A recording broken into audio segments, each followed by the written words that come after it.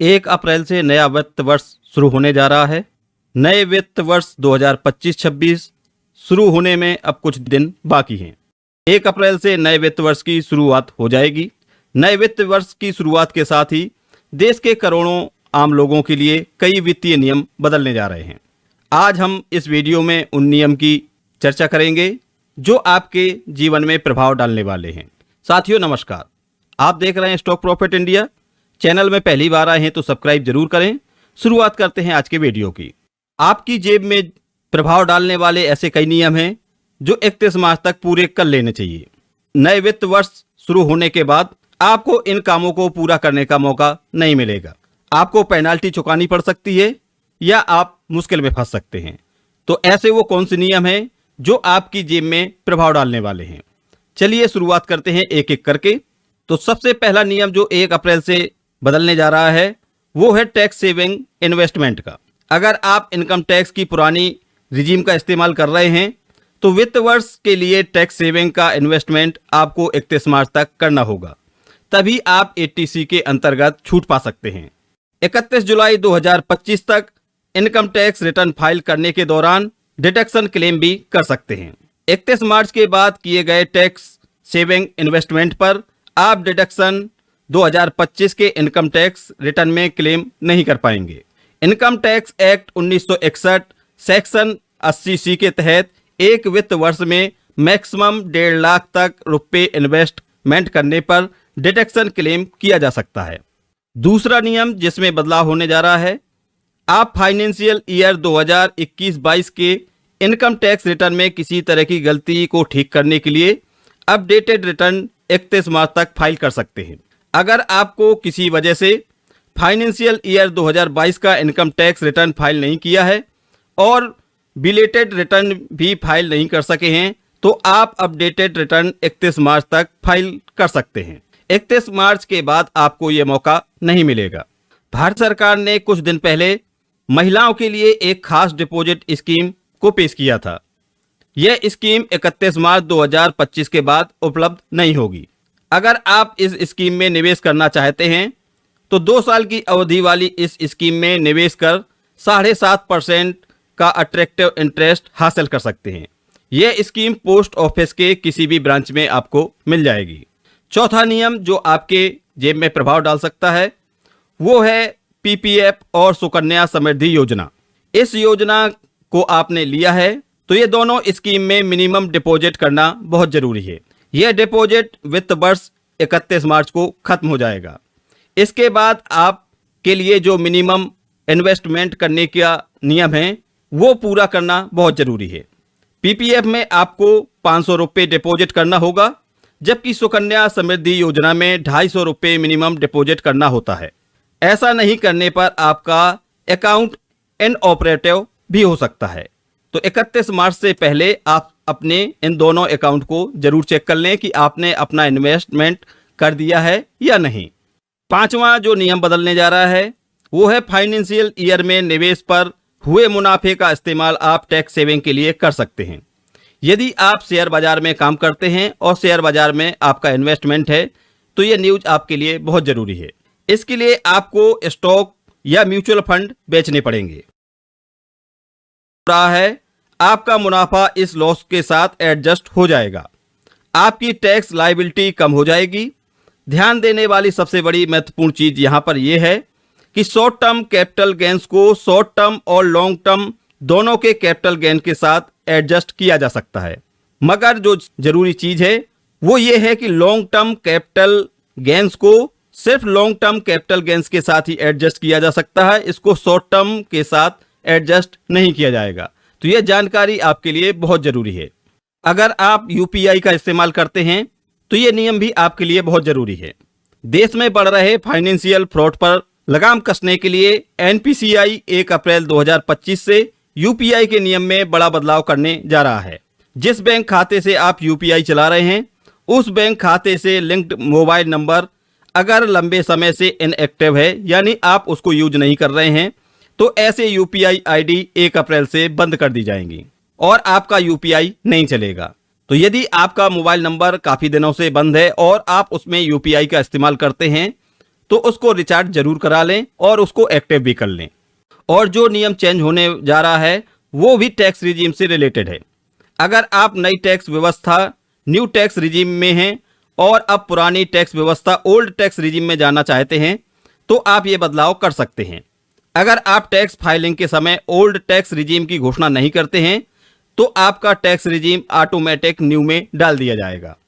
तो आपको 31 मार्च तक ये काम जरूर कर लेना है। अगर आपने म्यूचुअल फंड, शेयर बाजार, इक्विटी में निवेश कर रखा है तो ये खबर भी आपके लिए बहुत जरूरी है। अगर आपने अभी तक पैन और आधार को लिंक नहीं किया है तो 1 अप्रैल 2025 से आपको डिविडेंड मिलना बंद हो जाएगा। इसके साथ ही डिविडेंड और कैपिटल गेंस से की जाने वाली टीडीएस डिडक्शन में भी बढ़ोतरी हो जाएगी। इतना ही नहीं, आपको फॉर्म 26AS में कोई क्रेडिट भी नहीं मिलेगा। तो इसके पहले आप अपने पैन को आधार से जरूर लिंक कर लें, तभी आप डिविडेंड पाने के हकदार होंगे। इसके साथ ही 1 अप्रैल 2025 से म्यूचुअल फंड और डीमेट अकाउंट के लिए केवाईसी से जुड़े नियम सख्त होने जा रहे हैं। सेबी द्वारा नॉन बैंकिंग फाइनेंशियल कंपनियों के लिए बनाए गए नए नियम लागू होने जा रहे हैं। नए नियम के मुताबिक अभी यूजर्स को अपने केवाईसी और बनाए गए नॉमिनी की सारी डिटेल को फिर से वेरीफाई करना होगा। अगर आप ऐसा नहीं करते हैं तो आपके अकाउंट फ्रीज कर दिए जाएंगे। तो नॉमिनी से रिलेटेड जो भी इंक्वायरी है वो जरूर पूरी कर लें। तो अभी जो नियम बदलने जा रहे हैं जिनकी चर्चा हमने की है वो सभी आपके इन्वेस्टमेंट से संबंधित हैं। अब ऐसे नियम पे भी नजर डालते हैं जो कि आपकी जेब पर सीधा असर डालेंगे। यानी यूपीआई ट्रांजैक्शन, एटीएम चार्ज 1 अप्रैल से बदलने जा रहे हैं। तो इनके चार्ज में क्या फर्क पड़ सकता है और कितना बदलाव होगा। 1 अप्रैल 2025 से नए वित्तीय वर्ष की शुरुआत हो रही है, जैसा कि हमने आपको शुरुआत में ही बता दिया था। अब एटीएम से पैसा निकालने, minimum balance, positive pay system, digital banking और क्रेडिट कार्ड संबंधी बदलाव शामिल हैं। यूपीआई ट्रांजैक्शन टैक्स नियम, पैन और आधार लिंक जिसकी चर्चा हम कर चुके हैं, और डीमेट अकाउंट से जुड़े नियम वो भी आपको बता चुके हैं। और कौन से नियम हैं जिनमें बदलाव होने जा रहा है। अब एटीएम की निकासी पर शुल्क बढ़ेगा। अब केवल 3 बार मुफ्त होगा, अभी तक ये 5 बार था। क्रेडिट कार्ड के रिवार्ड में कटौती होगी। यूपीआई खातों को एक्टिव रखना जरूरी होगा। तो हर महीने 1 तारीख को एलपीजी गैस सिलेंडर की कीमतों की समीक्षा की जाती है। सरकारी तेल कंपनियां बाजार के अनुसार घरेलू और कॉमर्शियल सिलेंडर की कीमत में बदलाव करती हैं।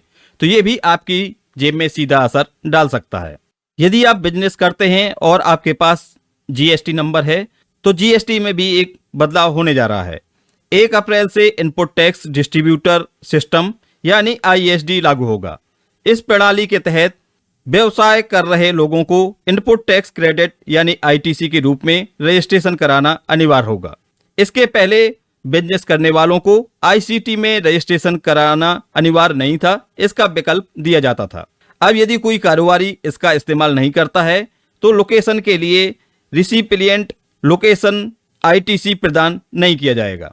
नियमों का उल्लंघन करने पर 10,000 रुपये का जुर्माना भी भरना पड़ सकता है। यदि आप अपने एटीएम कार्ड का इस्तेमाल करते हैं और एटीएम से नगद निकासी करते हैं, उसमें भी बड़ा बदलाव होने जा रहा है। भारतीय रिजर्व बैंक 1 अप्रैल 2025 से कई नए बैंकिंग नियम लागू करने जा रहा है, जिसका असर SBI, PNB, Canara bank, HDFC bank जैसे कई सार्वजनिक क्षेत्र के बैंकों के खाता धारकों पर पड़ेगा। SBI, Canara bank, PNB bank जैसे अन्य बैंकों में न्यूनतम बैलेंस पॉलिसी को अपडेट किया जा रहा है। 1 अप्रैल से बचत खाते में पहले से ज्यादा न्यूनतम बैलेंस रखना होगा। यानी आपने यदि मिनिमम बैलेंस नहीं रखा तो इसके लिए जुर्माने का प्रावधान रखा गया है। एटीएम ट्रांजैक्शन पॉलिसी के तहत संख्या से अधिक मुफ्त लेन देन करने पर अधिक शुल्क लिया जा सकता है, जो कि अभी 17 रुपये यदि आप अदर एटीएम से पेमेंट निकालते हैं तो 17 रुपये देने होते थे, अब बढ़ाकर 20 से 25 रुपये आरबीआई करने जा रहा है। तो अब आपके बैंक आपसे ज्यादा वसूली करेंगे। जो अभी तक 5 बार अन्य एटीएम से मुफ्त में निकासी कर सकते थे वो घटा के अब 3 बार कर दी गई है। केंद्र सरकार की घोषणा के बाद अब वित्त वर्ष शुरू होने के साथ ही 1 अप्रैल 2025 से टैक्स कटौती यानी टीडीएस के नियमों में भी बदलाव होने जा रहा है। केंद्र सरकार ने बजट में ऐलान किया है कि सीनियर सिटीजन के लिए टीडीएस कटौती को बढ़ाकर डबल कर दिया गया है, जो कि 50,000 थी, अब वो 1 लाख कर दी गई है। रेंट से हुई कमाई पर, यानी आप जो अपना मकान किराए पर देते हैं उस पर हुई कमाई पर टीडीएस की कटौती की लिमिट 2,40,000 रुपये प्रति फाइनेंशियल ईयर से बढ़ाकर 6 लाख रुपये प्रति फाइनेंशियल ईयर कर दी जाएगी। विदेशों से ट्रांजैक्शन वाले लोगों के लिए आरबीआई की लिबरलाइज्ड रेमिटेंस स्कीम के लिए टीसीएस कटौती के लिए लिमिट को बढ़ाकर 10 लाख रुपए कर दिया गया है। इसके अलावा डिविडेंड से हुई कमाई पर टीडीएस की लिमिट पर 10,000 और म्यूचुअल फंड की यूनिट पर हुई कमाई पर भी टीडीएस की लिमिट 10,000 रुपये फाइनेंशियल ईयर कर दी गई है। इसके अलावा डिजिटल बैंकिंग को बढ़ावा देने के लिए बैंक लगातार नई सुविधाएं जोड़ रहे हैं। अब ग्राहक ऑनलाइन बैंकिंग के जरिए पहले से बेहतर सेवाएं ले सकेंगे। इसके लिए बैंक आर्टिफिशियल इंटेलिजेंस से चलने वाले चैटबॉट भी ला रहे हैं, जो ग्राहकों की मदद करेंगे। साथ ही डिजिटल लेन देन को सुरक्षित बनाने के लिए 2 फैक्टर ऑथेंटिकेशन और बायोमेट्रिक वेरिफिकेशन जैसी सुरक्षा व्यवस्था को मजबूत किया जा रहा है। साथ में लेन देन की सुरक्षा बढ़ाने के लिए कई बैंकों ने पॉजिटिव पे सिस्टम यानी पीपीएस शुरू कर दिया है। इस सिस्टम के तहत अब 5,000 से ज्यादा के चेक ग्राहक को चेक नंबर, तारीख, प्राप्तकर्ता का नाम और रकम की जानकारी पहले से बैंक को देनी होगी। इससे धोखाधड़ी और गलत गतिविधियों की संभावना कम हो जाएगी। इसके अलावा कई बैंक सेविंग अकाउंट और एफडी पर ब्याज दरों में बदलाव करने जा रहे हैं, जो कि 1 अप्रैल से प्रभावी होंगे। साथ में जो क्रेडिट कार्ड का यूज करते हैं उनके लिए भी बुरी खबर है। अब क्रेडिट कार्ड में रिवार्ड के तौर पर पॉइंट मिलते थे, उनमें भी कटौती की जा रही है। कार्ड्स पर मिलने वाले टिकट वाउचर, रिन्यूअल पर मिलने वाले फायदे और माइलस्टोन रिवॉर्ड जैसी बेनिफिट्स को बंद कर दिया जाएगा। एक्सिस बैंक भी अपने विस्तारा क्रेडिट कार्ड के फायदे को 18 अप्रैल से बदलने जा रहा है।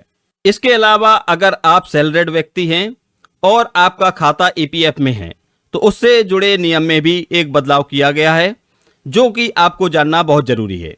आप अपने ईपीएफ से कैसे पैसे निकालें, इसमें भी बदलाव किया गया है। तो इसके लिए हम नेक्स्ट वीडियो में पूरी चीज को डिटेल में कवर करेंगे। तब तक के लिए आप इस वीडियो को ज्यादा से ज्यादा लोगों तक जरूर शेयर करें।